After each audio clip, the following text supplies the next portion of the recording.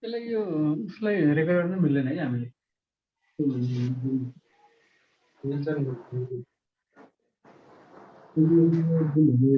Validation एउटा जुन हुन्छ 3 देखि 5 बजीसम्म जुन गरेको छ भ्याक्सिन सम्बन्धी 3 देखि 5 हाम्रो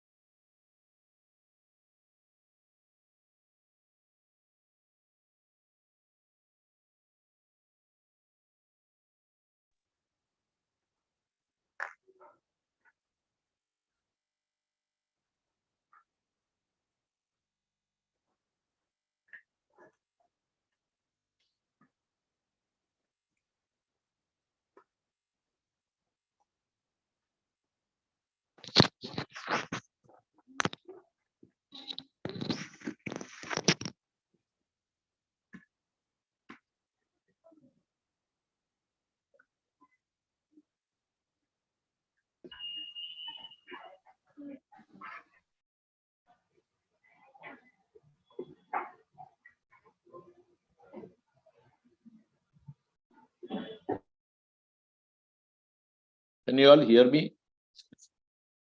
Am I audible?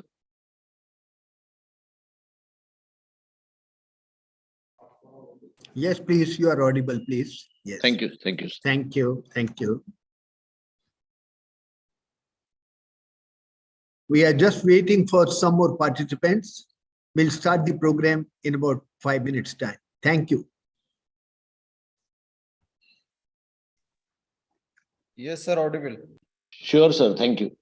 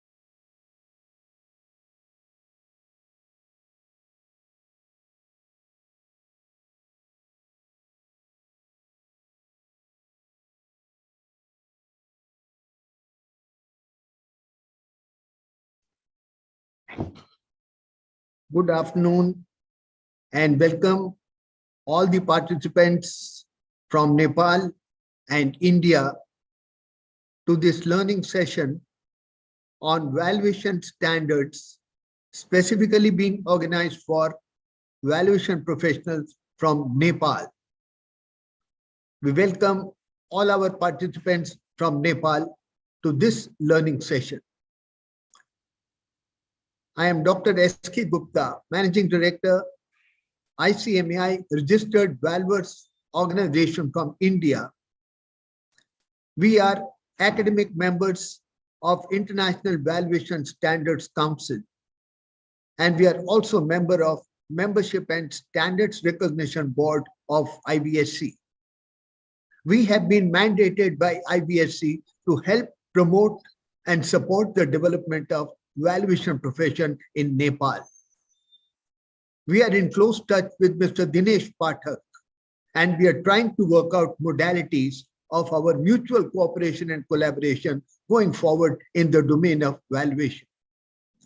We will organize training programs for valuation professionals in Nepal. We will provide them study material, guidance notes for their learning, and we will also engage with them on professional opportunities so that the valuation profession develops on a mature basis in Nepal. We are very happy to work with Nepal Valuers Organization. We are also proposing to organize seminars and conferences both in Nepal and in India on a joint basis for the benefit of members of both the countries. This is the first program that we are holding and organizing for valuation professionals from Nepal, which will provide the basic understanding of the need and use of international valuation standards, what is the basic framework in which valuation standards have been made, and how they are applied in real life by the valuation professionals. Without taking much of your time, I would like to introduce the speaker of today's session, Mr. Ram Mohan Bhave, a leading authority from India, having worked for a lot of years in abroad as well, having a lot of experience, wide experience in the domain of valuation. And he's going to be talking to you today on the need, use, and the basic framework of international valuation standards. Welcome, Bhave sir. Over to you for taking forward the session, please. Thank you so much. Thank you, Dr. S.K. Gupta. And I really appreciate and congratulate you for this initiative. And I think most of you must be knowing that Gupta ji has written, I think, more than 300 articles.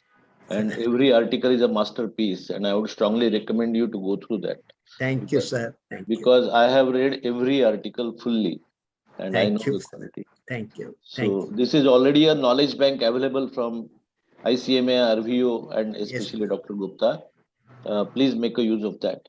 Thank you, sir. I thank Gupta ji, Sanjay Suman ji, and all my friends in ICMA, RVO to be a speaker at the very first interaction with Nepal. And I feel proud that I am interacting with you, and I'm sure very soon we will have face-to-face interactions also. And that reminds me of Nepal, my last 3 Nepal visits. And when the IFRS and Ind AS came, the Nepal Accounting Standard Board had invited me, I think, as early as 2011. Okay. So there were me and even my wife, we had been to Nepal for a week each time, and had a very close contact with all the Nepal Right. friends. Right. So, Great. thank you, sir. So now we will move with our discussion, and obviously this is a summary type of a discussion overall, like need, usage, etc. And having given the fact that valuation standards are getting unified all over the world, and we are all playing great role, and I'm sure you must be knowing that also, that Dr. Gupta ji is on the body of the international IVSC also, so playing a very critical role. All right, so I'll open my slides, and my request to all of you is that anytime, any question, welcome. You can interrupt me anytime, unmute yourself, speak, ask the question, and again mute. And especially ensure that you do not unmute otherwise, because the others will get disturbed. Me too. Fine. So I'll opening my slides, and it reminds me of some interesting thoughts come to my mind when originally this IFRS and accounting standards came in. The question was that it requires a fair value, and then it so happened that if the fair value is required, is the statutory auditor competent to do the fair value, or does he require additional skills? These discussions were happening, and almost at the same time, IVS emerged as a major thing. Indian Companies Act immediately provided for a registered valuer concept. Many RVOs were formed, and the leading one is ICMA RVO, who is holding huge number of webinars. I myself have finished now more than 700 lectures on international valuation standard in last 3 years, and more than 5-10,000 students. So I am sure you are already, I think, 70, and I'm sure this number will grow up like anything. And being pioneers in any profession gives a huge advantage. Needless to tell that, because my evaluation consultancy goes on very well. You have been hearing the various startups which are available for valuation now. So we have done important valuations like Ola Cabs. You must be knowing Ola Cabs, or Pharma Easy, and Lavasa. So many of the then many IT companies have got stock option plans, ESOPs. Then we have been doing brand valuations. Okay. So when it comes to the finance side, of course, there must be some engineers here, perhaps. They have land and building and plant and machinery. But for the SFA values, presuming they are in majority, these are the areas. The valuation requires for mergers acquisition, valuation required for financial reporting. And I know I have studied in detail NFRS also, Nepal Financial Reporting Standards, which are very close to, of course, IFRS, and we have worked on this for discussing some points also. Similarly, now, the convergence or the adoption of IVS starting is going to give a great area of competence to the finance and other professionals to carry out the valuation assignments and help the industry as a partner, okay, as a knowledge partner. And obviously, along with that, we have a great consultancy area to earn our bread, butter, and jam. Fair valuation requirement comes with the fact that is your financial instrument fair valued? Is your business fair valued? Is your balance sheet can be relied upon? In fact, one day my son asked me that, Baba, you go and visit a lot of places. Why do you do that? If I said I go for acquisition of the companies, mergers and acquisition, he said, but you take their balance sheet, whatever is the value shown, pay that much, buy it, or pay a little extra. What is the need of going there, visiting them? I said, look, the valuation for acquisition is a fair value and which is different. So he said, then what about the books value? Is it not a fair value? Is it not a real value? Is it unreal? No, I said, no, it is a legal value. So he said, does it mean that the legal value and the real value are different? Now that was a very difficult question for me. But luckily he was young, and I told him, no, when you will grow up, then you will understand the answer. Luckily, after growing up, he went to US, so he never asked me this question. But finally, I found the answer of that in 2010 when I was implementing IFRS in Mittal Group, and we had to do a lot of valuations. So currently also we are doing many international valuations in Germany, Denmark, Dubai. So let's take a feel of it and then decide how do we go forward further. You can have an agenda discuss with the forward path also. I'll open my slides now. Ask any questions anytime.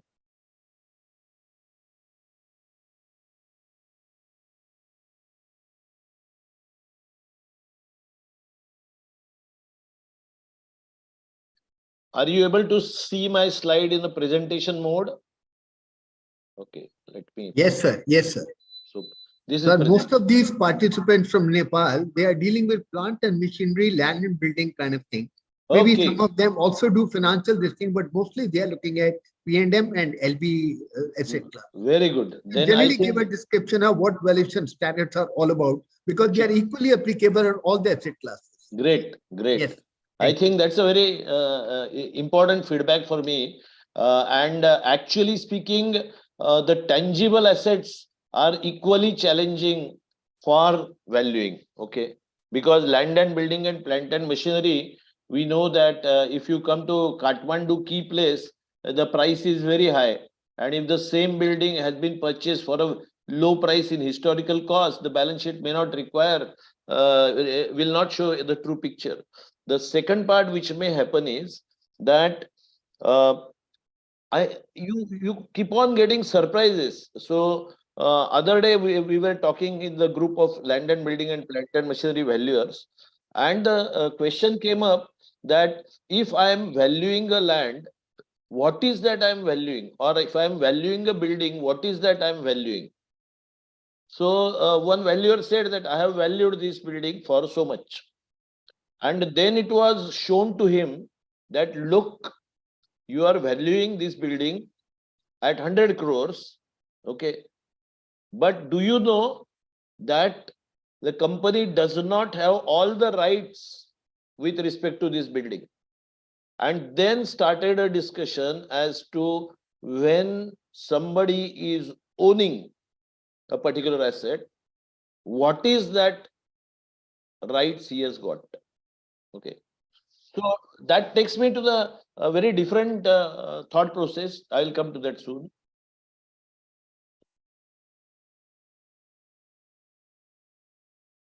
So Ramon Bhave, and this is my number in case you want to contact me. Otherwise, ICMA review is there. I will not introduce myself. And our agenda is what it is. What it is means what? It is standards. Now, many times young people here, they ask me, what is the difference between law and standards? Why not have international valuation law? Now, this is a good question to ask. Standard is more to do with substance, and law is more to do with letter. So if you are following the law in spirit but not in letter, you have to really go for amendment of the law. Whereas standard is concerned, it provides you flexibility in order to believe that it is basically the purpose which is going to serve has to be serving. So if you're right in substance, no issue. Then what is the need of IVS? Now, first of all, the world one concept is coming up. We are becoming all global. Okay, the days have gone when we didn't know in our city itself the next door person, or the front door person. But now internet has made it so wide, and the IT has made us all techno savvy, and COVID has made all of us so Zoom savvy that we are actually have become global. And then when we are talking globally, we have to have common standards. We cannot be talking with a different level of standards. Aren't we having the same level of cleanliness standard when we talk? That is how we behave, how we how we make the things dirty or clean. We have the same standard. Same way in our balance sheet work, in our M&A work, in our due diligence work, in getting the bank borrowings. Because according to me, land and building valuers are the main ones against whom the loans are taken. and the valuer is in a very भैया challenging. आयु Hello. डोका लगाओ तो Thank you for giving me co-host rights. I can mute somebody who is disturbing, but please don't disturb others. Right.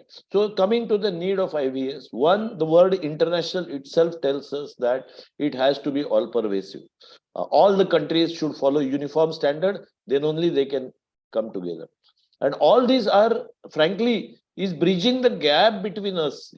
A day was there when we used to be overly proud of our country. A day will come when we will be overly proud of the world, human world. Then, when we come to the standards, if the standards are not common, how can multinational gets formed? How can we become global? So, therefore, standards which are internationally recognized are needed. Then, mergers and acquisitions can happen. The combination of the companies can happen. The level of securities against which you can, I mean, suppose a German company wants to provide a loan against the Indian building, how will they give it? How will they have the valuation? So, I mean, today, and particularly people like India and Nepal can produce huge number of valuers which can same service they can give like our software engineers are giving or like our accountants are giving. So it's a huge opportunity as well. So for us, it is not only the need, but also the opportunity. Coming to its usefulness, actually, the IVS is going each individual standard, and then primarily talks about asset. But when we talk about assets, what are the assets? Let's have a quick look. Okay. And this is what I learned in a way. Assets means what? Any idea what's an asset? Anybody would like to share anything? What is an asset? No? Okay. Let me tell you that when I was working in a company, our MD came one day and said, Mr. Bhave, you are an asset for us. But I said, I'm not in the balance sheet, but. So he was also confused because he was an engineer. Okay. So you can confuse the MD also like that. So then we were going to the details, learn accounting standards, etc. And then we come across either tangible and intangible. Tangible means touchable, physical, okay. And tangibles are broken into intangibles are broken into non-financial and financial. So if we are talking about tangible, I would make at least 4 separate standards. What are those? Property, plant, equipment, inventory, investment property, and surplus assets. Okay. Now, intangible, I am sure all of you know that brand, patent, license, these are all intangibles. For those who are interested in knowing maximum type of intangibles, go through my article called 94 types of intangible assets. Okay. So whenever I go to a client and he tells me, Mr. Bhave, can you value your intangible assets? So then I say, which intangible assets do you have? He says, I don't know. Or he tells you 1 or 2. We have a good brand like that. Then I sit with the list of those 94 assets and find out at least 10. It's very easy. Then he says, okay, then you have to give a solid contract of 10 assets valuation. And then obviously our fees increase. Okay, this is keep with you. Then as far as financial is concerned, the investment in equity, investment in debentures, they are also coming in the other side. All right. Now, since there are majority here, land and building and plant and machinery are there, I would like to say, if I am owning it and somebody is controlling it, whose asset it is? Can you tell me? You are earning the money and your wife has a joint account with you and she is spending everything. Whose asset it is? Yours or your wife's? I hope there are no females here. Otherwise, they will get angry. What do you think? Husband is owning, wife is spending. Who has the control? Whose asset it is? Now, our old standards used to say husband, but now the new standards of IFRS and Ind AS say that one who controls. Okay, because the person who controls has the rights. So asset, if the new definition comes by control more than ownership. Of course, in the majority cases, the asset controls are owned also. Then, when I am owning an asset, I have a right to what? Right to use it. Any other right? Any other right? You can assign to some other people. Right to sell, correct. Then You can give it to some other people to enjoy. Jayaprakash sir, your voice is breaking. Okay. So right You to can use, assign it to. You can assign some other people to enjoy it. assign. Yeah. Okay. Right to assign. Then right to lease or sublease. Right to use as security.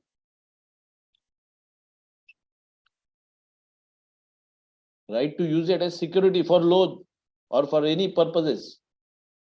Or give as a guarantee. Then what else? Anything is left out? Right to dispose of, scrap. And then one more, right to hold for appreciation. Okay. So my request and suggestion to all my friends here is, anytime you are doing a valuation of any asset, be it land building, be it plant and machinery, be it your financial asset, be it intangible assets, any asset they tell you to value, first find out whether the person who wants the valuation because he is controlling it or owning it, are all these rights with him or not. For example, many of must be knowing the softwares, right? So for example, if I buy Windows software or MS Office software, I cannot resell it. So to that extent, my valuation will come down, as against if somebody has a right to sell it also. So that's where always remember these 7 rights, which if they are there, then you have a full value, substantially full value. If not, to that extent, you will need to discount them. Remember these 7 values. Okay. Let's come back to our theme. Okay. Now, what is the basic structure of International Valuation Standard? IVS body, actually. Okay. International Valuation Standards Committee. And then how to use these standards in valuation. All right. Having taken the first topic, and I am referring out of the IVSC standards itself, because the 2022 version is the latest one. 23 will come in April, but they yearly revise. First of all, it is an independent body and it is not for profit organization. Okay. And the idea or the goal of this body is advancing quality of valuation profession.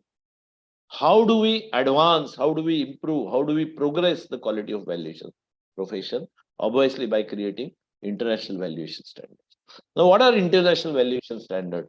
So there we are talking about generally recognized concepts and principles. And what should it give? It should give transparency and consistency in valuation practice. So logically speaking, if there are 2 valuers of the same machine, by and large, they should give very close or nearby value. Now, having said that, it is possible, because valuation is, if you hear from Damodaran, he says it is neither art nor commerce, it is a craft. Okay. So valuation is progressing in terms of its science of late. But if you would have thought of 20 years back, when there was no internet, there was no Google, there was no data bank, there were no softwares like Bloomberg and Capitaline, etc., etc., the valuation used to be very, very subjective. And that can result into disaster. In fact, there are many cases where loans were given by the banks and then they got defaulted and security was found to be very much low in value because the value had gone down. So one has to be very careful that when I am trying to promote, I must promote transparency. And how will the transparency come in, or how will the consistency come in? When the general concepts and principles used by the valuation professionals, they are commonized. Now, how do we commonize them? By making the standards. Okay. What will a standard do? One, it will, the standards committee, what it will do, in order that the standard should be identified and include, IVSC should include in those standards globally accepted principles definitions. Okay. Globally accepted principles definition. Then come out with the undertakings of the assignments. Okay. Or reporting. How will you do the report? Like one of the discussion which always happens is, do I have a valuation report or do I have a valuation certificate? Now standard says it is a valuation report, because valuation certificate means what? I can give a one-liner saying this building is valued at 100 crores. But that is not the fact. We are talking about a valuation report and not a certificate. So the report is bound to put a lot of concepts used, methodologies used, approaches used, and even what is known as caveats, limitations, and disclaimers. Because if the valuer, especially he is a third party, then he is bound to face challenges of having information inadequacy, even from the organization. Then, which are the specific matters one needs to identify? All right. So I would ask you a question, and which you may like to answer. Suppose we are talking about, and I'll open Excel here so that in case this sheet is provided to you, aeroplane. What is special consideration it will require about its valuation? Anybody? Anybody can tell me what are the special considerations required for aeroplanes valuation? Now here we need to be having a knowledge of that asset, because aeroplanes are normally given on lease. So is it a dry lease or wet lease? Second possibility, you might have seen Russia-Ukraine war. Russia-Ukraine war. What happened to Russia-Ukraine war? The European companies leased. Are you able to see my Excel sheet? Let me see. Yes, Yeah. yes. So European companies leased aeroplanes were lying in Russia. Leased aeroplanes were lying in Russia. And obviously the aeroplanes were not flying. And the companies were in so much cash crunch that they were not able to pay the rent. Now, if the leasing companies have to insist on paying the lease rent, and if you don't pay, we will seize those planes, what would happen? Point number one, it became a very funny story. Point number one, by seizing, those European companies didn't know, because there was nobody else there to take them on lease. Second, they did not have even place to keep those aeroplanes. So finally they decided, let it whatever happen, even if we don't get the money, let us survive for that time. So funny considerations can come into the picture. And those things are talking about special considerations which have to be given. Okay. Recently we did one valuation jointly between three valuers. land and building, plant and machinery, and myself as a finance. All these days I was knowing that land and building is always an appreciating assets, at least in the countries like India, Nepal, etc. Now the question comes, if that is the case, and if the prices are rising, is that the only appreciating asset? And this is where I got my first lesson from the engineers. Our engineer, when he was valuing the machinery originally the client told was purchased at 8 lakhs. Okay. And its written down value had come to 2 lakhs. And this valuation was a litigation case between the two promoters. And one promoter was planning to acquire the whole company, and another wanted to sell his 50% share. So the one who wanted to acquire wanted to have the valuation as reduced as possible. And the another one said that he wanted to increase as high as possible. Now, since both of them brought their own valuers, the valuer of the acquiring company made the valuation of the company as low as possible. And the person who wanted to sell, he increased the valuation as high as possible. Debate was going on, arbitration was going on. Finally, both the parties came to me. Maybe because I have a lot of fan following on valuation world. They said, Mr. Bhave, both the parties are agreeing that you be a valuer of this because you will be independent. So then 3 of us started to valuate, me and my colleagues, for land and building and plant and machinery. And this machinery of 8 lakhs was 2 lakhs. And our machinery valuer took the valuation of 13 lakhs. So I was also surprised. I said, how come? And the party who wanted to buy said that it can never be, whose WDV is 2 lakhs and machinery is a bhangar, scrap. Then he showed, we bought one scrap buying party who themselves gave a quotation that they will buy the machinery at 13 lakhs. So the metal prices have increased. So you find it suddenly as an appreciating asset. Have you given that as a consideration, or we are just sticking to the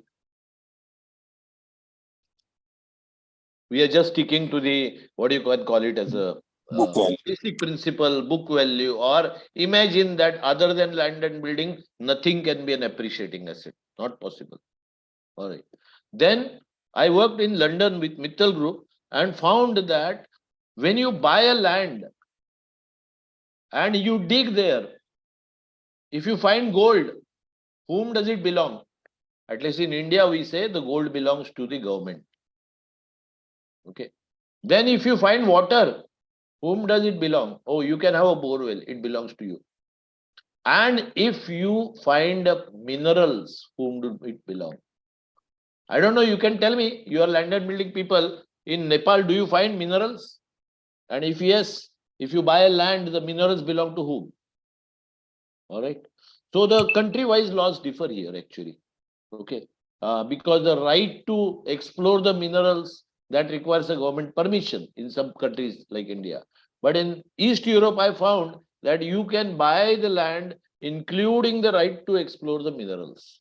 And that is how Lakshmi Mittal, where I work, he could acquire many companies. ArcelorMittal, famous acquisition, which gave him huge amount of minerals.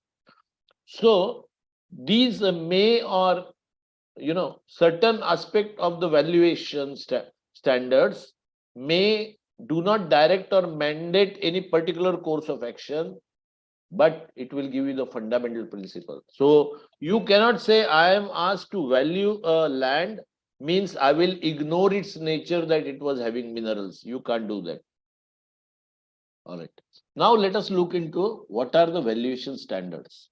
Okay, what are the valuation standards? The valuation standards are around 5 into 3, 15. Sorry, 13. So first one says what is the scope of your work. Second, we will discuss all of them in short individually. Second one, 102 says investigation and compliance.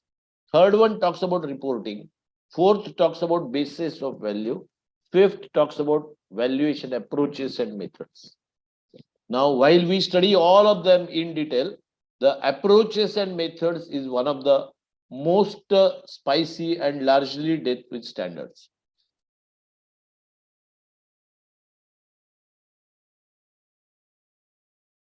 Then business and business interests, right? Suppose I hold an interest in a business by holding, say, 17% shares, then how will it be valued? Does it give me a control, or does it give me some of the rights? What does it give me? All those things needed to be known. Intangible assets, I already told you, 94 assets. Now my list has gone 130 plus. Then non-financial liabilities. What is a non-financial liability? Now for that we need to know what is a financial liability. Okay.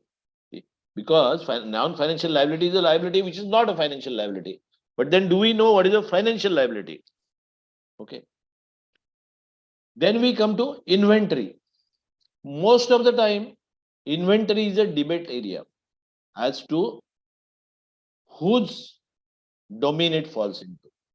If it is a technical inventory, then perhaps you will need an engineer.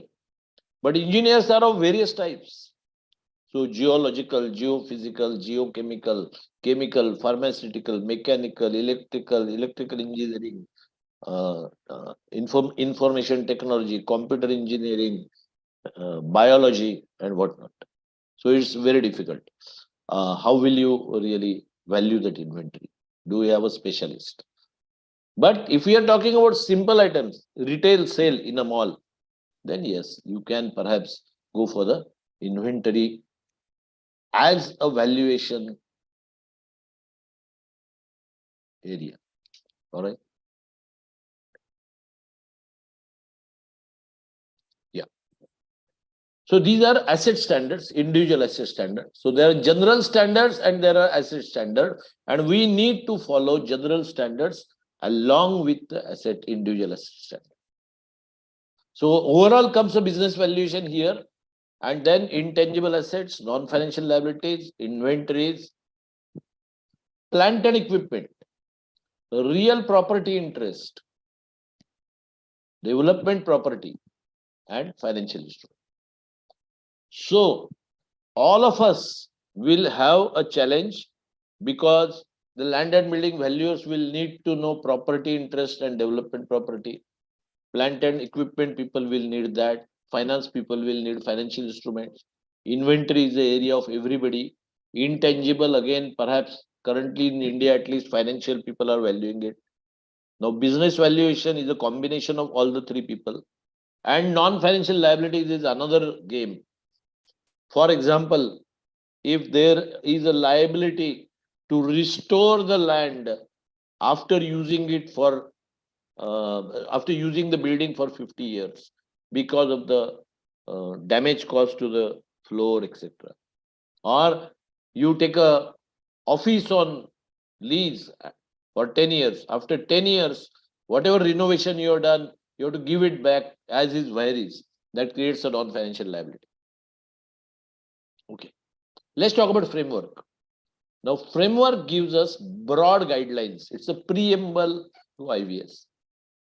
So, it gives the general principles for what? How he should be a very objective valuer, should be talking about objectivity, how the judgment should be made, what should be the competence, and important one, acceptable departures from IVS. This gives me an opportunity to share with you some of the I can see here Vinay saying inventory is the main area of securities and financial asset, but this debate will go on for donkey's years because engineers will not agree, and I have experienced this in many forums. So let's keep it aside. We will come for a debate on some other day. Right.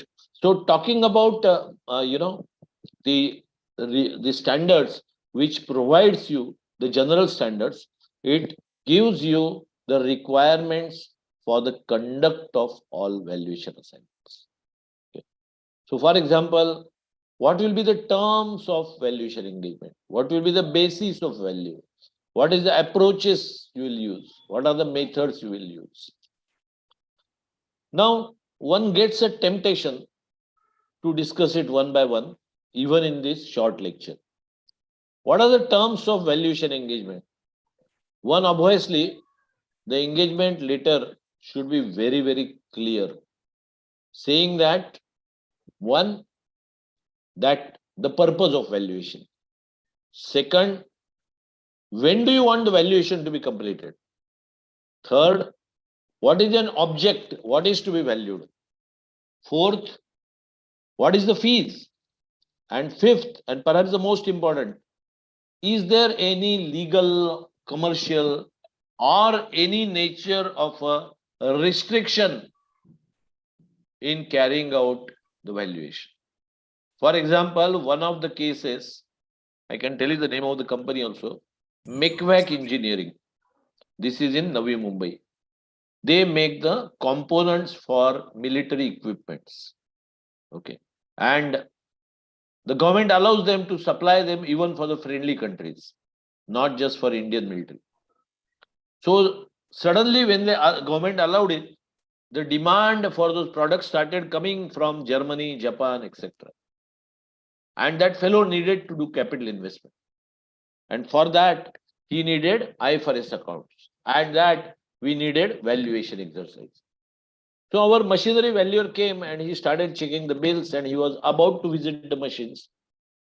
He was shown a letter from Government of India that without a written prior permission, these machineries are not allowed to be inspected by anybody except whose names have been submitted to the government as the engineers working on the job and only one director out of the company. So that was a big challenge. You cannot see the machinery, but you have to value it. Now, such a kind of thing has to be into the terms of valuation engagement.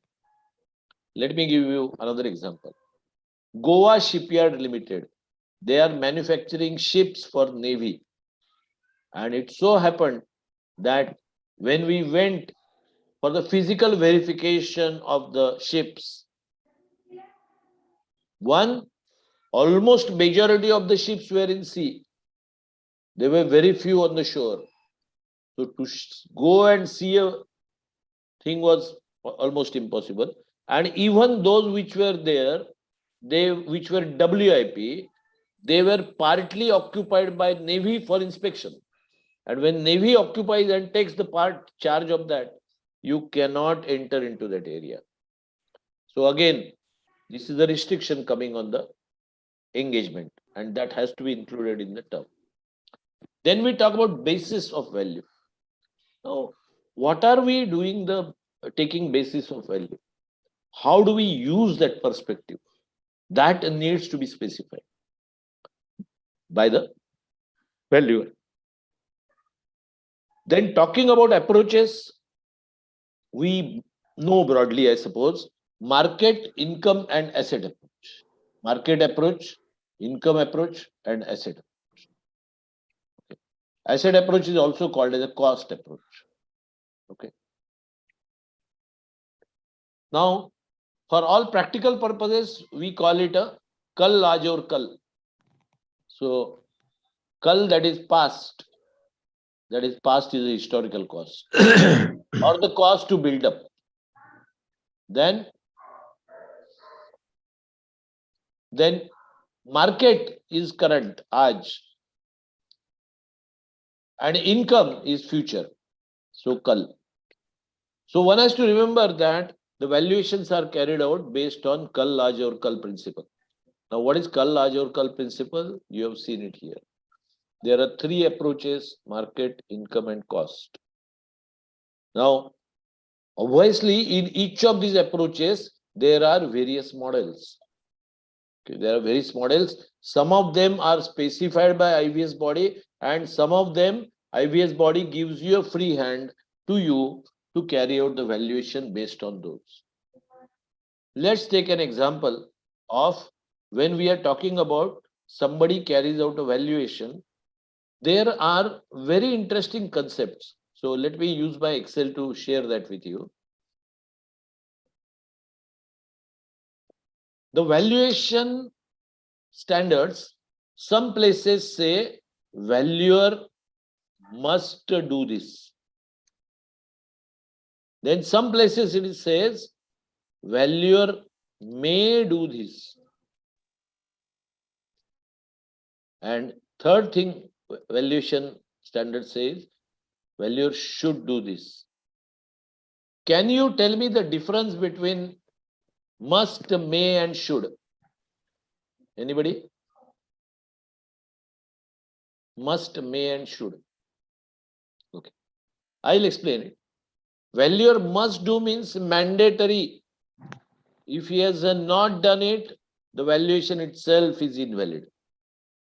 May means he has an option to do it. He may do, he may not do. May means may or may not.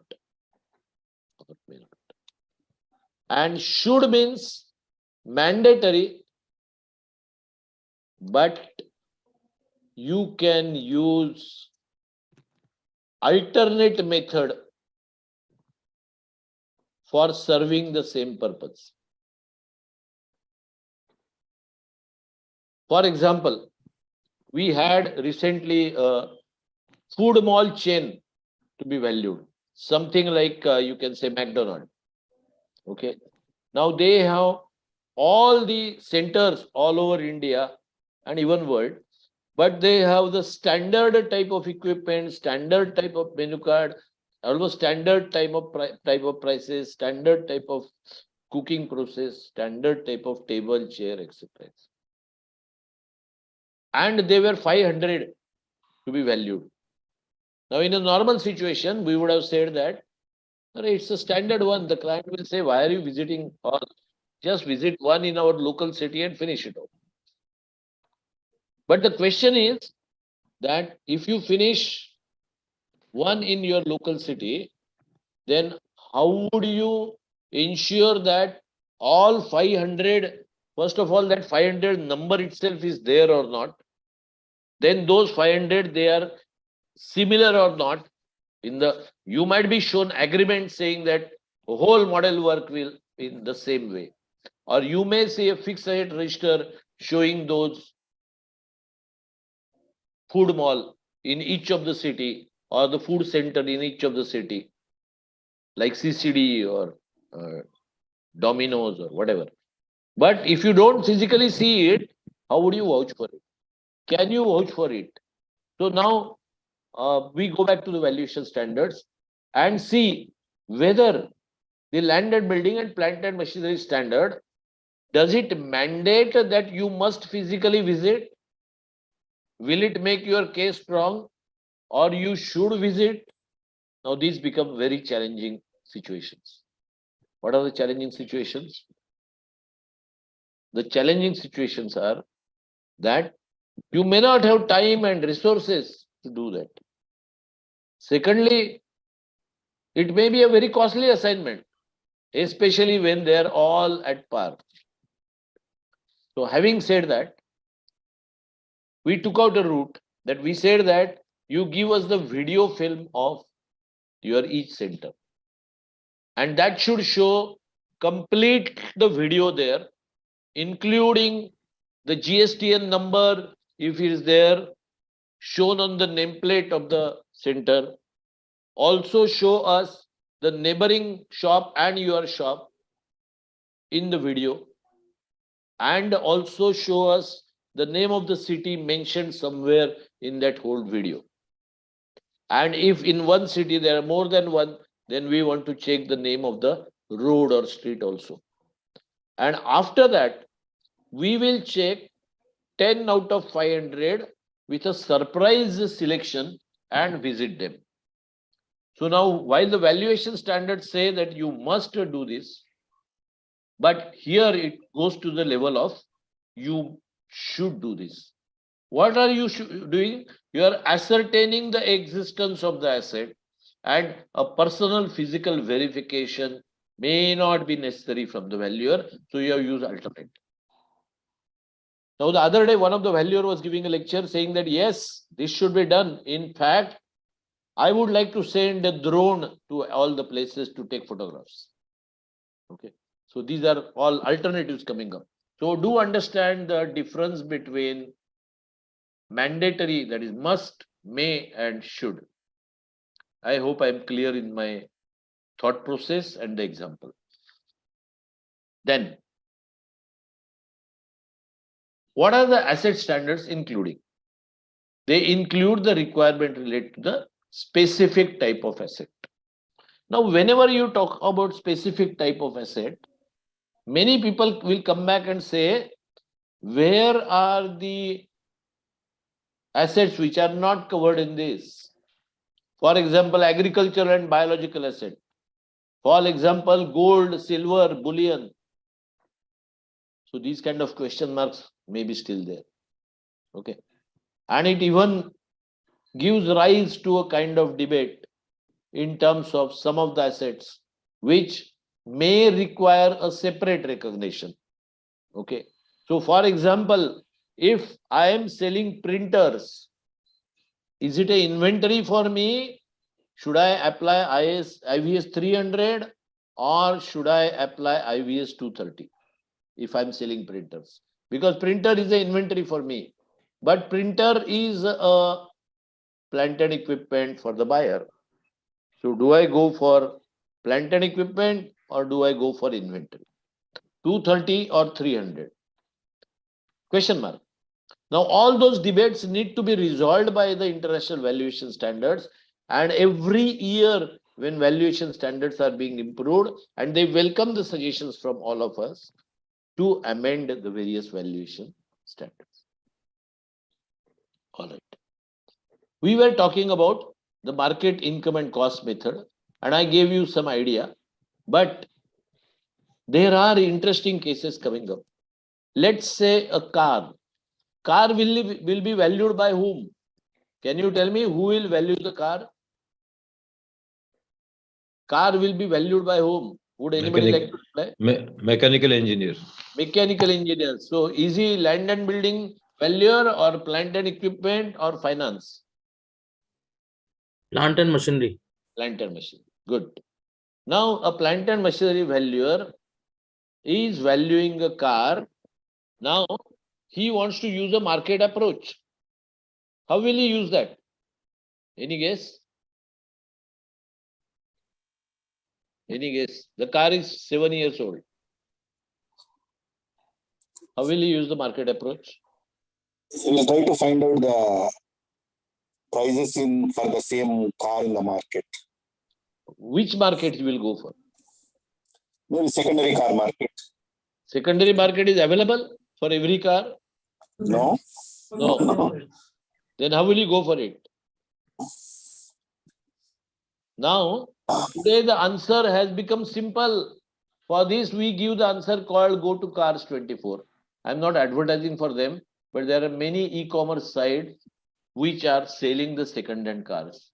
And they give you the quotations. So you can easily find the market price. So how the life has changed for all of us. Because everything can be put on OLX also.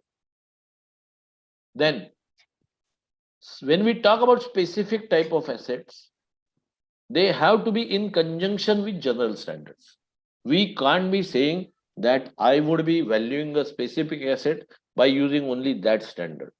And there I give an example that cars will be an inventory for the seller and cars could be a plant and machinery for the buyer. But inventory valuation, if I don't understand the mechanics of the car, then obviously, even if it is an inventory, one will go for valuation by a mechanical engineer. One has to be very, very specific in terms of that. Then, for example, there is a background information of a characteristic of each type of asset that influence the value and additional asset specific requirement may arise. Take for example, there was a Xerox machine and there was a Xerox machine with a tray. Okay. Now we have come across a valuer, he had valued both as same. And then it made an impact. The management started fighting. They said, how can you value both as same? Tray has a specific advantages, howsoever negligible it is. So you better differentiate. After that, the discussion started that valuation, should it be a single figure or can it be a range? What is your answer? Is it to be range or is it to be a single figure? So the answer for this Range. is very clear that it has to be a range, but there is an exception. That is, at least in India and even in Nepal, whenever there is a M&A case, merger acquisition, and a swap ratio has to be decided, that time you have to give it as a single figure. So in case any particular law or the nature of the contract requires a specific figure, then in those cases you can't specify a range. Then we go to the need for IVS.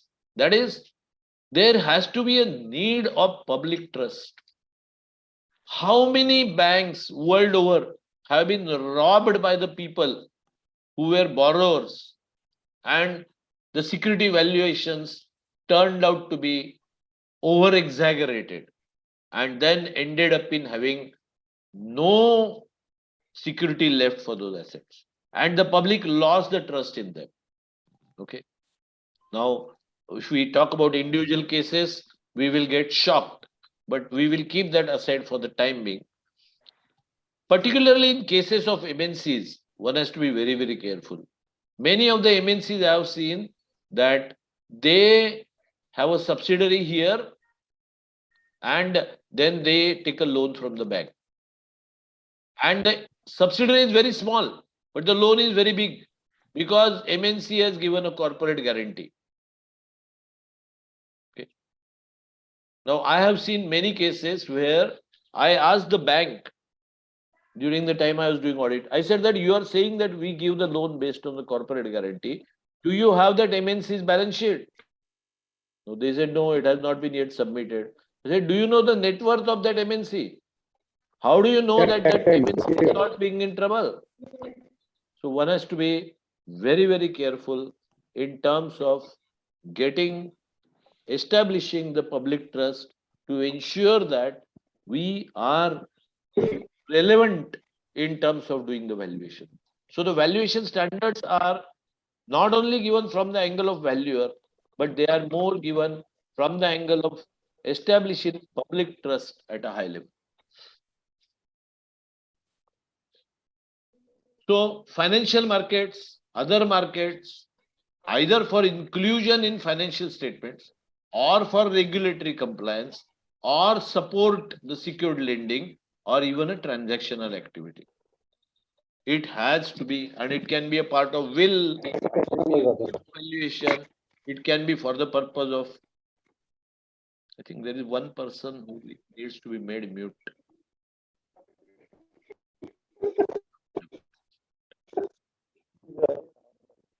I request everybody to be mute because in between one particular person is getting disturbance. All right. So secured lending, transactional activities. So there could be various areas. In fact, now the Valuers Bill 2020 in India has identified 3 plus another 11 laws. 3 laws which India has are Company Act, then SEBI rules, and insolvency. Here, the current registered valuer concept is applicable, where international valuation standards are being used. But what about other cases? For example, do you need a valuation for customs? Do you need a valuation for FEMA? Do you need a valuation for income tax? Do you need a valuation for indirect tax like GST? Do you need a valuation for insurance? Who will do that, and are the international valuation standards needed to be applied there? The country has to make it compulsory. So for that, India is going ahead with the valuation bill, which will be converted to Valuation Act, and then different laws, including Banking Regulation Act, IRDA, etc., will be amended. So valuation should not be looked upon as a simple Company Act compliance. Company Act compliance also can be having 2 valuations. One can be for reporting purpose in financial statement, or one can be for merger acquisition swap ratio. or it can be for any other purpose also where litigations may happen among corporates. Then one used to use the generally recognized concepts and principles. What is required? Transparency and consistency. Okay. Then let's talk about IVSC. What it does, it promotes the leading practices, okay, and trying to ensure that the conduct and competency of the professional is being taken care of. Okay. So are the approaches by the professional valuers show their conduct and competency, or what could be the conditions for a valuer to become a valuer? Are we recognizing a certain qualification or certain examination? Are we having valuation standards applied to each and every approach, etc.? What is the basic structure of IVS? There is a IVSC standard board. That is the body responsible for setting the IVS. So they have a job at hand. At the same time, they have autonomy. Autonomy means freedom. Freedom in development of the agenda and approval of its publication. Obviously, they call the views from everybody, they take the public opinions, and we all should give the opinions so that the IVS comes out very well designed and perfect. All right. When we are developing the IVS, the board is following a due process. What is the process? Consultation, most important, with stakeholders. They have to consult you and me like valuers. Then who are the users? They have to consult bankers, they have to consult companies, they have to consult industry associations, then they have to consult professional organizations. Okay. And then public exposure draft have to be published, either publish new standards or alterations to the existing standards. Now the word uses material alteration because if there are immaterial alteration, one can always come out with an interpretation. But material means major one. Then it should do the liaising with the other bodies. What are those bodies? It can be securities control, it can be Ministry of Corporate Affairs, it can be the body of chartered accountants, cost accountants, accounting standard boards. Then it may have to consider the industry association or BSE and NSE stock exchange bodies. Now, when we consider their views, then you can get a valuation standard which is an acceptable model on which no funny situations arise, where there are no answers. So they do hold an what is known as outreach activity in terms of roundtable discussions. There are roundtable discussions happening, and I'm sure they will be happening in Nepal also. So the constituents are invited, and specific user and user groups are also invited to consider them in totality. Now, while fundamentally IVS is treated as a part of financial system, the level of professionalism in applying that has to be very strong. So we can't say that this is a side activity. A valuer will have to look at it as his main profession and therefore keep himself educated, very well educated. And that is why CEP programs are also being continuing professional education or continuous education of professionals. Now, when it is a fundamental part of financial system, especially in one respect, measurable, quantified. Okay, what is the specialty of financial system? Quantified in terms of amount, rupees, dollars, Nepalian rupees. Okay, so they are having a amount in quantified fashion, and that too not the numbers or not the kgs or not the tonnage or not the liters. Okay, so they have to be quantified. Now when you quantify the assets, and the measurements, then obviously it is goes akin to the financial system. While on the subject, I would give you some idea about what are the places where one needs to have the valuation in the financial system itself. Valuer has to make impartial judgment. Very difficult job. If that is not done, then there could be anarchy. Why? Because we are talking about a valuer.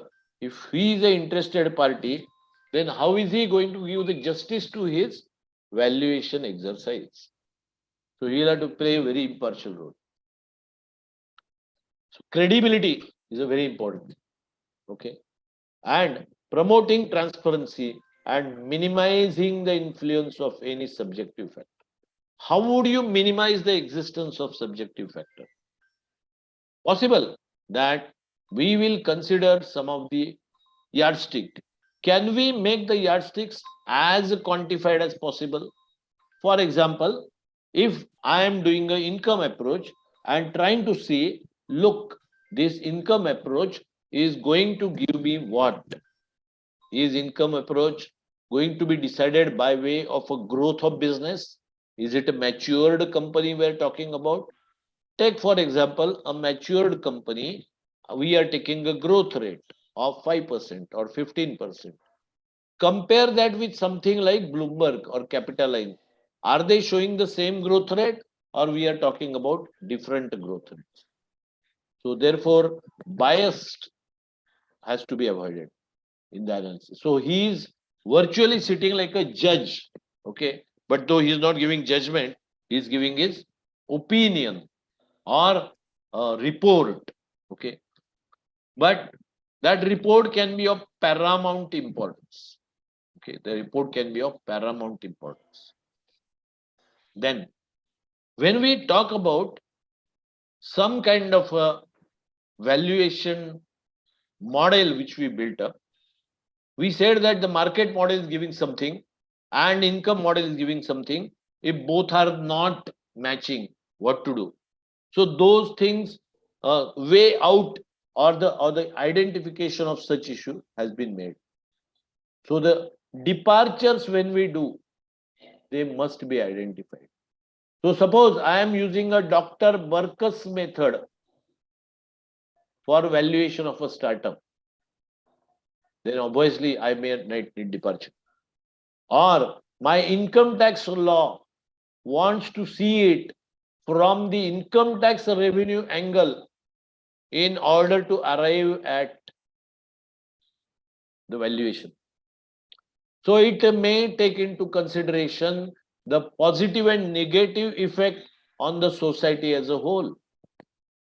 And the income tax valuation may require the valuer to consider the social impact or public interest served by having such a kind of a industry or such a kind of a asset, because they might like to give positive or negative indications of that.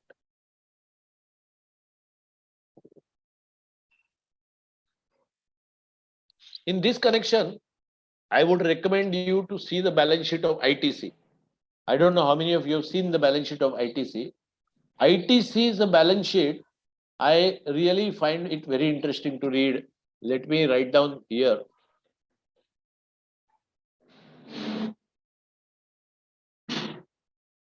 ITC, a company, you know, is in smoking cigars. Okay. And they have also agriculture products. Now, if you see the balance sheet or P&L, then 90% revenue is from cigars and 10%, in fact, less than 10% is from agriculture. But if you see director's report, it spends 70% pages on agriculture and 30% on cigars. Why so?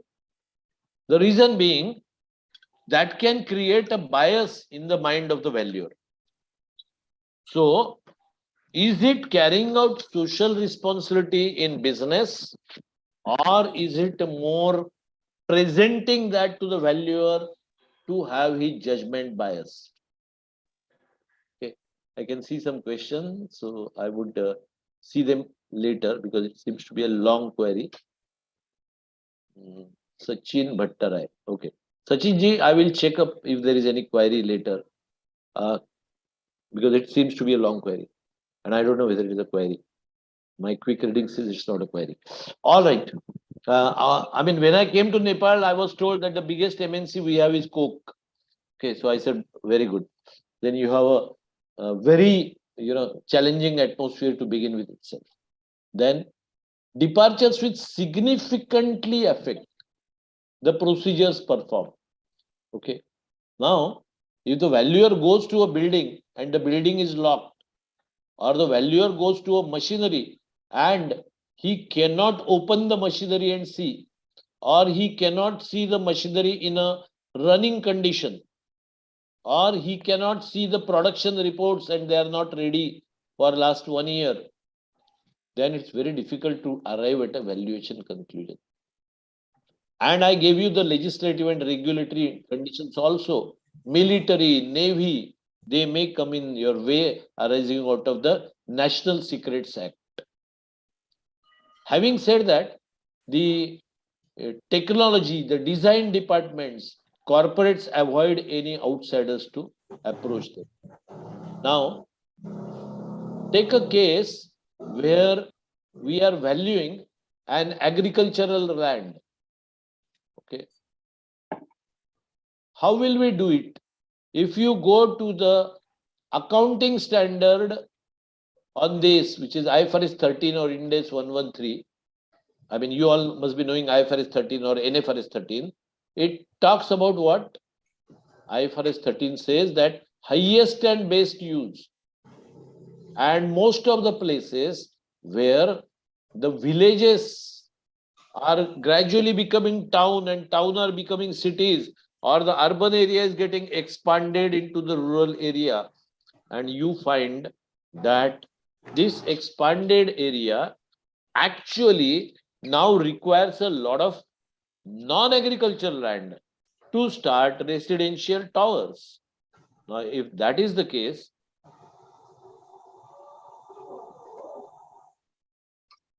then is the conversion from agriculture to non-agricultural possible? Yes or no? Is it the intention of the company to do that? Yes or no? And if the conversion is easily possible, have such cases happened in that area at conversion to non-agricultural and the valuation has gone up substantially? Yes. In that case, the highest and best use term says that you have to value it as a non-agriculture. So many times such questions are coming up, especially with respect to the property or appreciative assets. And the same thing can happen in terms of any mergers acquisitions as well. Okay. All right. Now, are the departures and deviations allowed or are they not permitted? Okay. So what IVS says is that unless you have legislative, regulatory, or other authorities who have given some kind of a judgment where requirements are there, other than that, IVS says that you must perform as per IVS. Now, obviously, are we taking the charge of these things and saying that we are going to have IVS to be followed? And when we follow the IVS, are we knowing the legislative requirements and regulatory requirements in terms of processes to be followed? So one part is valuation process to be followed. One constant debate which comes in. So a process to be followed or approach to be taken as per IVS. Exception, legal, regulatory, authoritative, legislative, regulatory, authoritative, like court judgment, court cases. But the second situation comes that are we having those kind of restrictions on using the new methods? If the new methods are serving the same purpose, then perhaps IVS has no restriction. And that is where, when we debate, especially how many methods one can follow, I mean, there are many, many methods which are yet to come into IVS discussions. All right. Now, having said that, what happens to the assets which are outside, for which the IVS standard is not issued? One clear-cut case I told you was that perhaps the exploratory asset, does it need? Or insurance contracts, does it have a standard now? And beyond that, cryptocurrency, currently IVS has said that we will take time to prepare standards on this. So these are all developmental areas, and standards have to also move fast in that direction. Here are the links which I have used, Google searches as well as ivsc.org, and I am going to take you through one interesting case study which will make you to discuss or understand how. Good afternoon हाँ सुजी कैसे हैं वो बढ़िया हूँ sir. मेरा exam खत्म हो गए थे सर, वो कुछ ऑडिट वगैरह आई है। Mr. Paresh Jat, please keep on mute. I have muted you. All right. So let's say I will share with you the Ola Cabs case. Ola Cabs acquired Taxi for Sure. Now, Taxi for Sure has the same business model. They were running in Bangalore, Hyderabad, and Chennai. And I'm sure someday you will visit them. And Uber is Ola's competitor. Uber offered 1,300 crores. And Ola offered 1,100 crores. And the newspaper said that Taxi for Share promoters agreed to sell to Ola than Uber, because Ola guaranteed that the employees will continue for minimum 5 years. So they said that in employees' interest, we have agreed to sell our venture to Ola Cabs.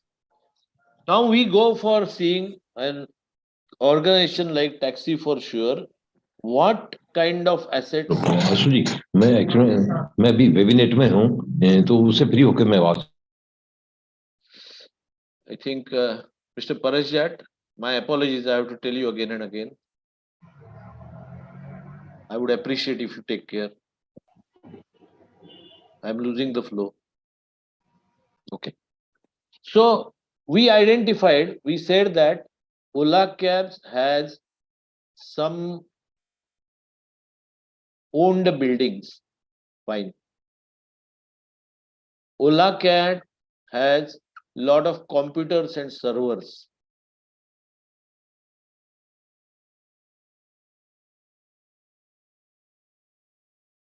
Ola Cabs has many rented buildings.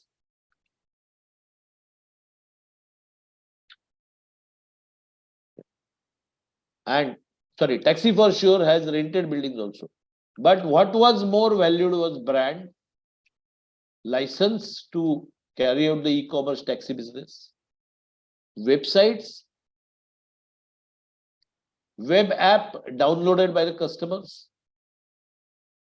Then after web app, there is a GPS mapping software, and there were customers relationships.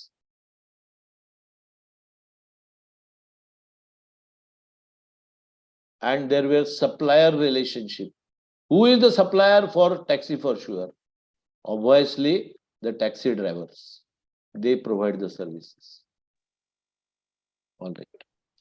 Now, when we do a valuation of each of them as an individual asset, The question comes as to which model we should follow.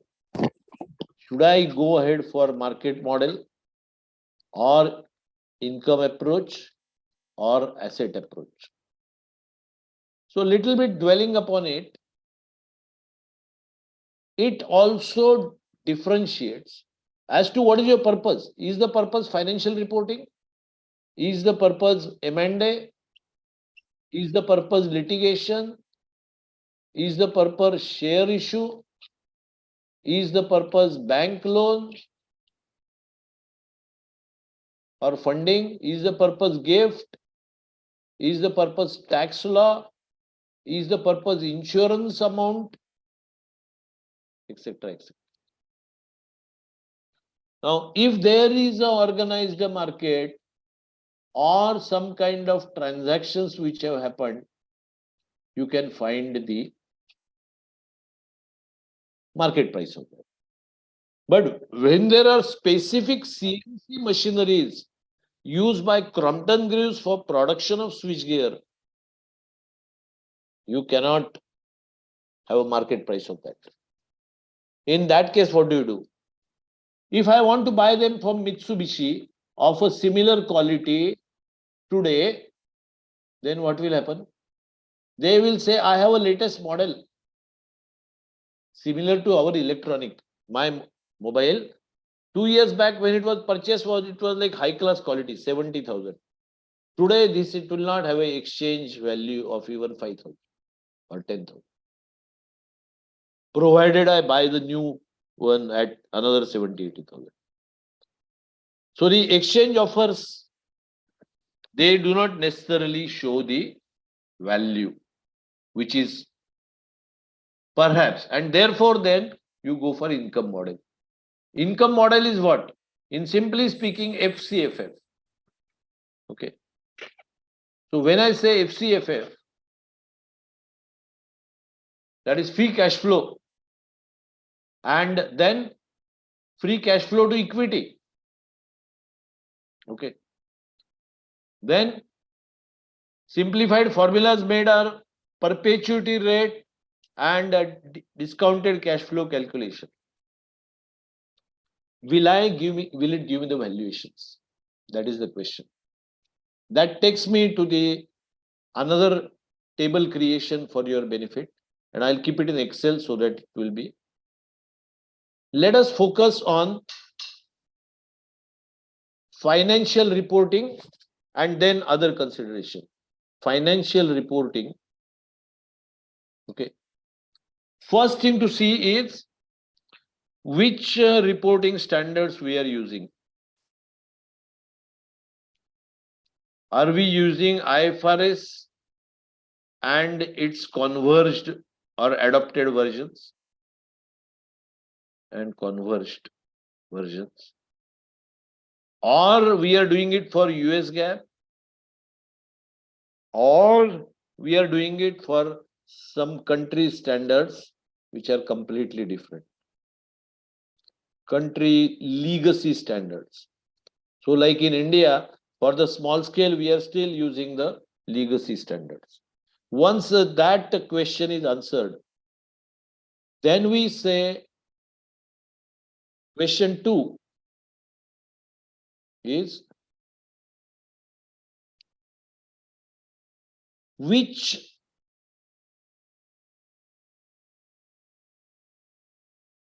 assets need valuation. So very broadly, if I classify, we will talk about land and building, we will talk about plant and equipment, we will talk about financial assets, we will talk about intangible assets, then we will talk about agriculture assets and biological assets. And then we'll talk about exploration and evaluation assets. That is mineral, mining. Then we will talk about insurance contracts, which will need valuations. Now I am stopping at balance sheet because currently we are not talking about valuation standards for items like revenue. Revenue also has a fair value concept in accounting. But right now, let me remain at that. We are also not talking about as yet gold, silver, bullion, etc. And then there are cryptocurrency like assets. After that, you answer the third question, that the asset valuation at which stage, for initial recognition of that asset, or for balance sheet date, or for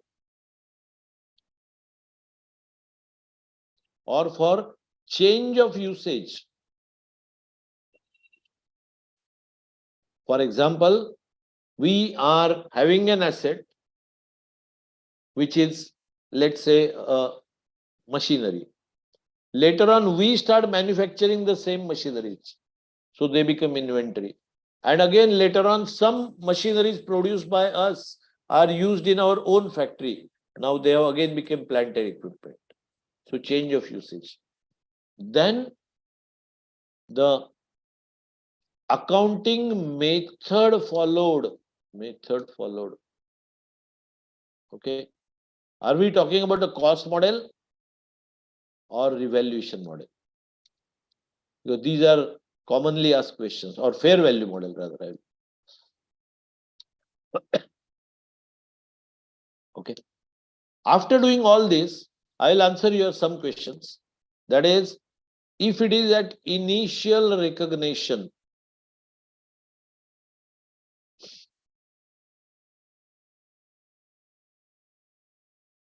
then where all fair value or the valuation is mandatory.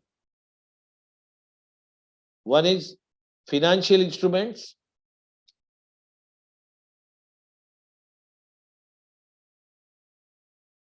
and second is agricultural and we have that agricultural and biological assets, and assets held for sale. So the asset becomes a surplus asset, and therefore it is categorized out of the plant and machinery and put as a held for sale asset. Then we talk about fair valuation in all other cases at initial recognition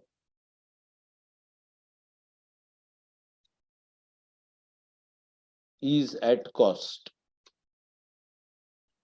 except if you are constructing a property which will be held as investment property, that can be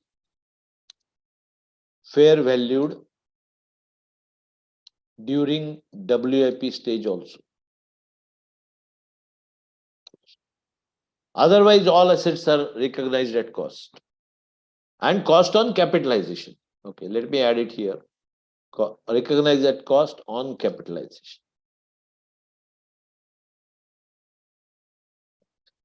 Then let me tell you, at subsequent recognition,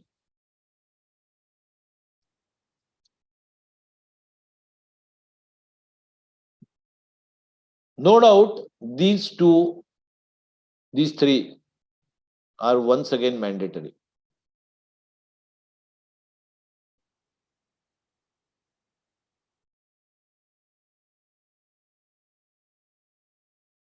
So these are mandatory.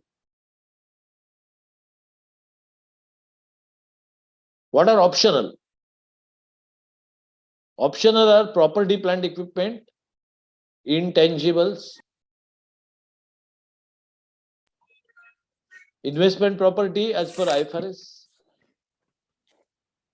Then you have exploration and evacuation assets, that is minerals.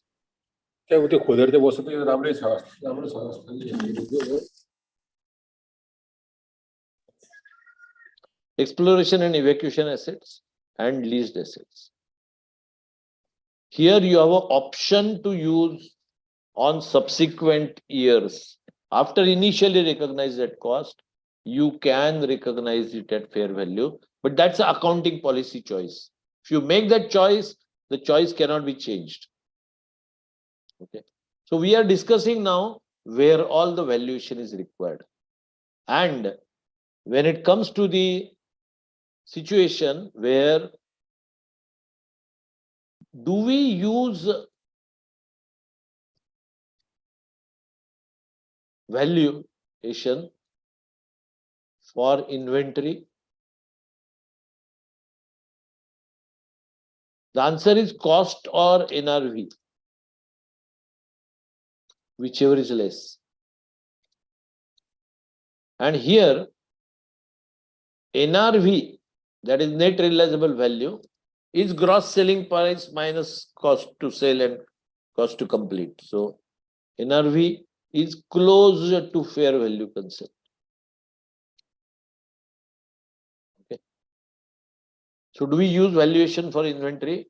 We have to calculate at least for comparison. Do we use it for impairment calculation?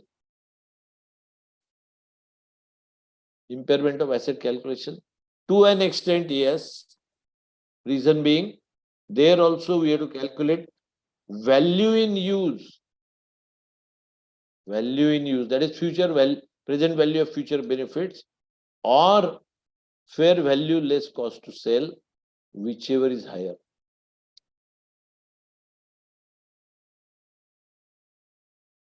So both these models, therefore, to an extent tell us that the impairment should be made closer to this. Okay.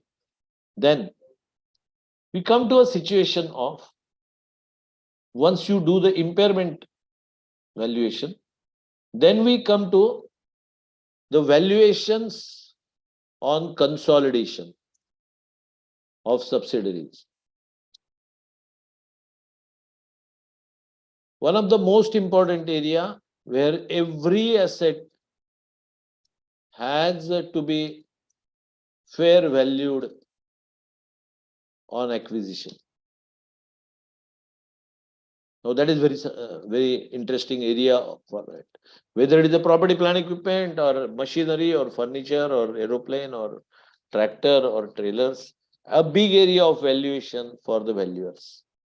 Now we are talking about, therefore, financial reporting requirements requiring us to follow various models. Now, when we follow those various approaches and decide to give the weightage to each approach, weightage to each approach. The weightage to each approach may decide where all, how much weightage I should give, how much weightage justify. And when you justify how much is the weightage, the question comes that, is that weightage validated? Is the weightage validated? Now, if the weightage is not validated or does not have sufficient supporting arguments, supporting logics,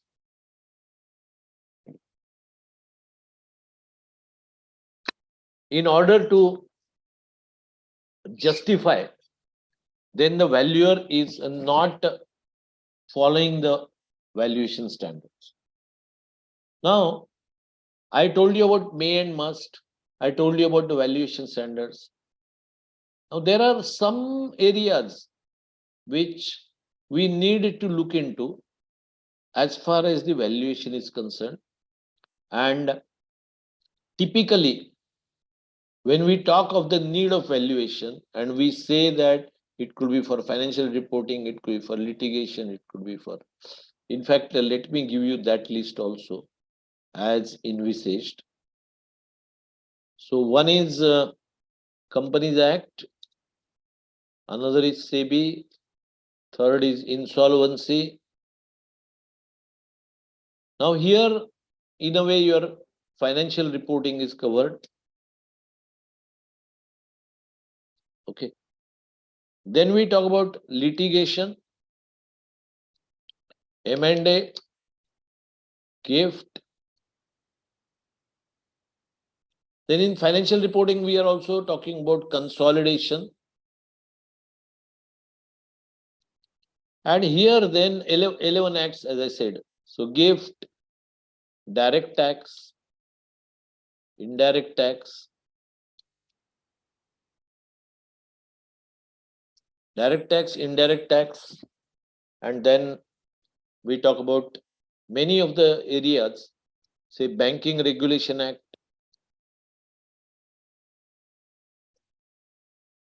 IRDA, Insurance Regulatory and Development Authorities. Then FEMA, or any international laws, international tax laws. They also specify you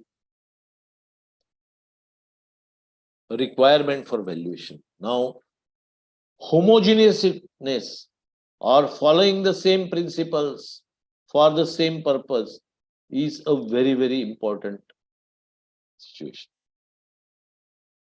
Then we look into the general standards. Reporting. What all reporting should include? Reporting should include the reference to the engagement letter. The report should include the discussion about the method followed. The reporting should include assumptions made. The reporting should include approaches used. The reporting should include the weightage given. The reporting should include the calculation. The reporting should include the final valuation arrived at. And then comes claims, caveats, disclaimers, limitations.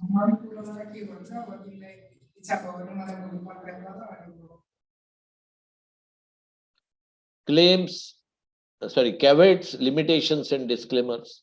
So even that circular which India has circulated, Nepal also may like to look into and adopt. It will be useful to them. But the reporting requirements are to some extent says what it should all include, but does not say that anything else should not be included. So the valuer has to validate all these things. And his report can be 1 page or 2 page or 10 page, doesn't say. But does it cover and does justice to all these points which we have made just now? Having said that, the acceptability of the report can become a challenge. So therefore, some of the big companies, the principle they follow is they call two valuers and tell them that your valuations has to match. And if there is a 10% or 20% variation, we are fine. But if it is more than that, you will have to convince each other in terms of what could be the right valuation. Okay. And such kind of exercises are very, very interesting. The fact remains that when we are talking about the fundamental principles to be dealt with, there has to be a lot of supporting material. So a factor like what is the market rate to be used for discounting, or what is the equity impact on various matters, or do we consider the ratio analysis for this purpose? Answer is yes. If you have designed the ratios for industry sector wise, then you will be able to use those P ratios or multiplier effects and calculate the valuations. Obviously, the IVS will expect that you have been able to use the right approaches. But certain companies may be with multiple products. How do you calculate the valuation? I will explain you another case study which has personally done by us. This is for a company in cable sector. Okay. Cable sector, this company was a blue chip company in 1980s. Blue chip company in 1980s. And then somewhere in 2000, it got delisted. It got delisted. After getting delisted, then they had to sell off one of the division, and we were doing that valuation. So then we checked up which are the various companies in that sector, and one of the company famous here is Polycabs. Now Polycab is a listed company, and we were taking the share price of that and said, can we take it as a market indicator for the cable sector? But we found that Polycabs has 40 plus varieties of cables, whereas this blue chip company has only 2 or 3 varieties left because their production and demand for other lines had stopped. They had no working capital needed. Then some of the areas, therefore, we had to check was that how would we value the assets as well as income. So we came with the asset model valuation of 113 crores. And we came with a model of income model of 130 crore. And the market model, by considering polycabs and such cases, we came to 250 crores. Now a doubt came in my mind that if the income model is so close to asset model, does it not mean that it is better to sell off the assets, liquidate them, and come to a conclusion that bus ho gaya bhaiya? Now this is a very big dilemma because we want to sell it as a business model than sell it individual asset. Okay. So many times you have to take a mixed approach, income and asset model. Like same how in case of SpiceJet or Air India it was taken. So when you use the income model, we tried to see that currently the company was having 30 crores at a written down value, the available tangible assets. And we said that if we add another 10 crores, what will be the situation? If we add another 10 crores, what will be the situation? Can we boost this income model? And funnily, the income model started showing 334 crores because the whole plant had certain bottlenecks of capacity. Certain bottlenecks of capacity. In fact, I have seen many valuations, the companies have fallen in trouble because they have no ability left to borrow. Otherwise, it is a going product. It is a growing product. So one has to be checking after arriving at all the valuation approaches, then come to a conclusion how I am going to have a look at validation of each validation of each approach by comparing the valuation arrived at by the 3 approaches. And many times even the values like me, I have experienced in many cases, one valuation finds the flaw in the other valuation or needing improvement in the other valuation. Now, if there is a borrowing capability, then how much the valuation can go up to and at what rate you can borrow. These are all the matters of discussion. Having said that, the need of the hour as a valuation standard coming in is that there is at least some general principles which we all follow. Okay. Now, what is valuation after all? Or what is a fair value? Fair value are, for example, Should it be an entry price or exit price? The answer is exit price, because you have to see that asset valued from a holder's angle. Okay. Then should it be a orderly selling price, orderly transaction, or forced transaction? You have to go for orderly transaction.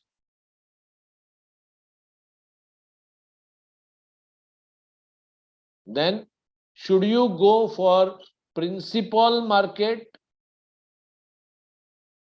or most advantageous market? Principal market means market which has got maximum transactions. So the choice is principal market. And if no principal market, then you go for most advantageous. Then it should be a transaction between parties with arm's length transaction. Now I was checking valuation standard. Arm's length generally gives us the feeling that it is a transaction between unrelated parties. But IVS has gone one step further and said that even a transaction between landlord and tenant can be also arising out of mutual trust. So there is a big question mark raised to the legal or accounting theory, saying that arm's length means it has to be an independent party, but there could be parties who have got interest attached to each other's interest. And in that case, it cannot be called as a fair value.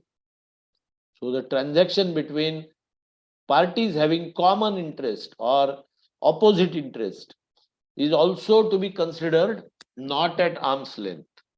Now, when we start discussing like that, this can give rise to many such kind of relationships.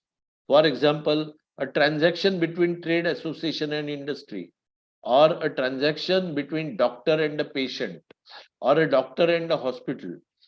It can be a matter of great concern as to how we can arrive at the fair value, and therefore valuer's job becomes a very tricky one. A tricky job of a valuer lies in the process than in the result. And it is possible that we may arrive at a result which may have a root cause into the flawed process. So let us say, for example, a market was being considered, and the one of the valuers forgot to look at the export market potential. Will that serve the purpose? Does that give him any adequacy of the proper valuation done? The answer may be no. Similarly, while making the report or while making the assumption, is he making the assumption which does not have sufficient supportings or supporting documents? Is the management representation, like it is given in audit cases, management has given a representation, please consider the value of 30% growth every year. Is that a valid logic? Are we considering looking at what is the product life cycle, at what stage of product life cycle it is? So all these things would have some laid down principles in the international valuation standards. And unless we determinedly follow them, we will not be able to grasp those principles. Sometimes an accountant like me finds very funny when it says that asset means, okay, you will find it funny. Asset, group of assets, liabilities, and group of liabilities. So it came to me as a shock as accountant, but we should remember that such kind of things will be there. Then look at some of the things.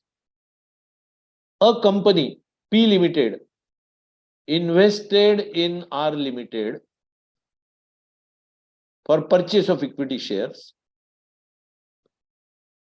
some cash. Some more thing they gave in the form of kind, a land, to the shareholders of R. Then some more thing they gave in the form of own equity shares. And some more things they gave in the form of corporate guarantee to the bankers of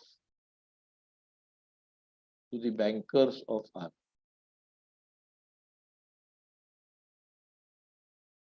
Corporate guarantee to the bankers of R. Now, that's a very challenging area. We have habitual to cash. Land also we know. Own equity share, perhaps the market price. But are we habitual to corporate guarantee given to the bankers of R for taking a loan? Question mark. We may not be habitual to that. But mind well, such thing also need to be valued. There are cases where contingent asset and contingent liabilities are valued. Or there are cases where lease liabilities or environmental liabilities, etc., need to be valued. Then we come to the question of due diligence. The valuer has to carry out due diligence, yes or no, becomes a question mark. If we say due diligence of what type? Is he going to check all the laws relating to that? I will here explain you the case study of HomeTiffin.com. HomeTiffin.com was a company which was being valued by us. These promoters of this were ex-directors of Swiggy. And they felt that we will start our own startup and we will provide the tiffins to the people who want the tiffins at their home, from home. So many bachelors said that I am ready to take the food from home food from somebody. So they started advertising. And here a lot of customers registered for them. And when one of the customers registered, he found that this food was not good. He complained to Home Tiffin. Home Tiffin was not knowing what to do. They gave him price exemption, etc. But the problem became that how to do a legal compliance of this, because food safety has its own laws. And how can you get every home or every housewife who is making the tiffins to make the home safety or food safety certificate? And because of that, the HomeTiffin.com valuation came to zero. And we had to actually, the company got wound up actually, and the person came into the legal trouble. Or if you see the judgment given by Justice Lodha in case of Ola and Uber, when there was a case filed by Taxi Drivers Association in Delhi to cancel the license of Ola and Uber. You know what happened? It so happened that in the public interest, Justice Lodha upheld that we are fine with Ola and Uber to continue. But at the same time, he gave a stricture by saying that as yet Ola and Uber are not complying with the law because all their taxis are not running on CNG gas. Many of them are petrol and diesel. And he gave a 1 year's timeline to complete it. And obviously, taxi drivers did not change it. And Ola and Uber got into some kind of a liability arising out of that. All right. So with this, I have not discussed the insurance companies. I have not discussed the valuation of banks as a sector, but we are broadly focused over the asset classes and tried to see how issues can arising out of that. and how international valuation standard by usage of various standards created by them in terms of scope of work, reporting methodology, basis of value, are trying to make some kind of standardization in order to have a area which becomes common for practice and follows some kind of a uniformity in its approach. All right. I think I'm left with only few minutes. So please, I would request you to start giving me comments and also fill up the form which has been given into the chat box. Your questions, please. Open to receive the questions. Luckily, we have a good amount of time. Around 4 minutes. Did you find anything useful? Say yes or no. Okay. Any questions? No, sir. Okay. And yes, please. Will you differentiate that approaches you are talk about the income approach, asset approach, and market approach? Lastly, what does it mean, market approach and that asset approach? What is the difference between them? Asset approach means, let us say, there is a company which I am valuing.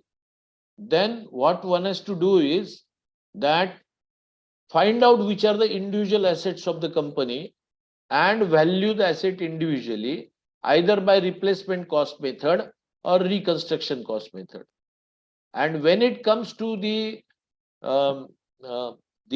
market approach, means for the same asset, is there a market price established by way of transaction? That is the difference between market approach and asset approach. If I am to build that asset, how much I will spend? That is a cost or asset approach. Whereas if that asset is transacted in the public market, then what price I am taking it for? That is a market approach. Am I clear, sir? The assets approach means only it's the replacement cost? Not necessarily. There are different types of approaches, but main approaches are replacement cost and reconstruction cost. So, but there can be certain situations where you will have to devise your own method in order to substitute asset method also is possible. For example, if the same thing is served purpose by another method, another type of asset, then we can consider that for asset approach. Okay, thank you. Anybody else?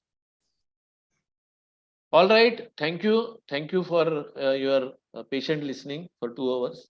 And Gupta ji, thank you. Over Yes, to sir. you. Thank you very much, sir. On behalf of all the participants and ICMEI registered valuers organization, we sincerely and profusely thank the learned speaker and session leader of today, Mr. Ram Mohan Bhave, who has always been a source of encouragement and full of knowledge for us in our various training sessions. We hope to continue to have your wisdom, sir, in our future programs also. Thank you. I am honored, sir. Thank you, sir. I really thank all the participants for joining in.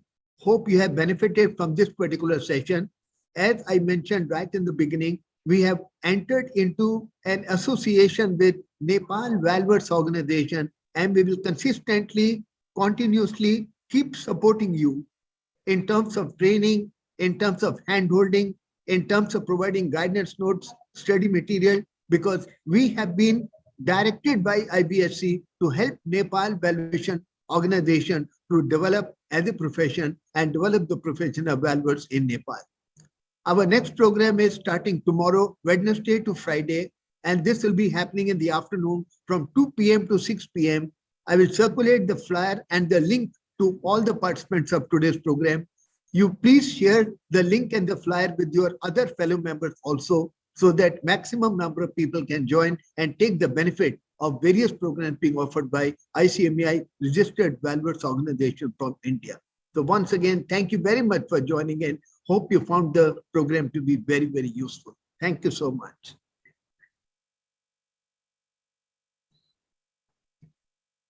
Thank you, Dr. Gupta. Okay. Thank you. Thank you.